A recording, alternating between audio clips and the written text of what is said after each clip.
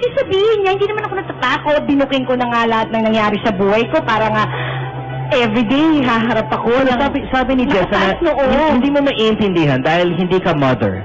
You're not a mother. May anak sila. Ako, hindi mo pag isa lang yung number one reaction sa akin, maaring totoo yan kasi hindi pa nga ako nagkakaanak. That's right. Pero number one, definitely, pag nagkaanak ako, hindi ako magsisinungaling kung ano yung past ko. Okay. Kung ano man, tsaka huwag na magmalinis sana yung iba.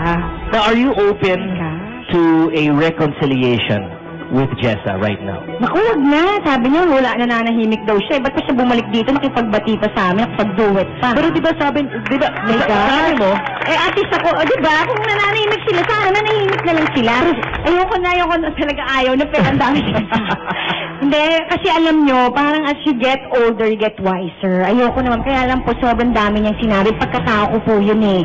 Hindi naman po issue na dahil nagkasakitan kami noon, ang loko ko. Hindi po yun. Yung sinasabi niya sinungaling ako, at saka magaling gumawa ng invento na ano, parang yun lang yun ang paglalaban ko. Sabi din niya, hindi kayo mag-best friends. Sabi mo sa article daw na close friend mo daw si Jessa, pero sabi niya, hindi naman talaga. Well, ngayon parang talaga, obviously, talagang hindi. Dahil sa ginawa nila sa akin, buti naman nasagot na niya, di ba? Saka, alam mo, kung tuturin niya sa akin, hindi, wala na nga ako magagawa. Ako lang nga nag-feeling no. Bakit kasi napagtsakaya nga ako nag-comedy tapos iyak ako sa TV para sa kanila. Sabi din ni Jess, sabi din, wala akong bayad. Sabi din ni Jess, nalulunod ka daw sa kasikatan.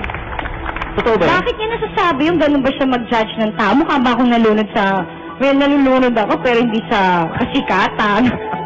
Okay. Hindi, seriously. Bakit niya nasasabi yun? Kala ko ba tagal-tagal na niyang wala? At saka, storya nga ng buhay ko yun eh. That's the bottom line. Hindi naman ako nagsalita nung para magyabang na apihin sila or something. Yun lang talaga yung nangyari. Hindi ko alam talaga kung nabasa niya eh.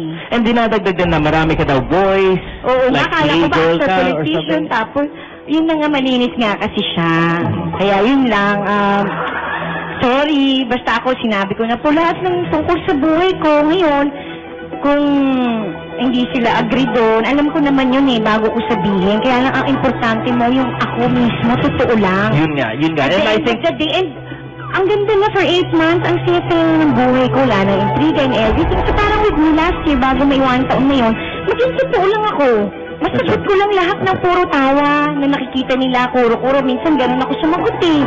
So once and for all, tapusin ko lahat. Yes, once and for all, clear things. Yes, yun lang yun. Hindi mo para makasakit ng mga kung sino man yung naka-involve doon. At hindi lang silang nagsulat doon, ha? Okay, that's right. I think yun yung talaga kailangan i-clarify. Yung article na yun, yung Yes Magazine, that is a article about your life. Yes, your my life.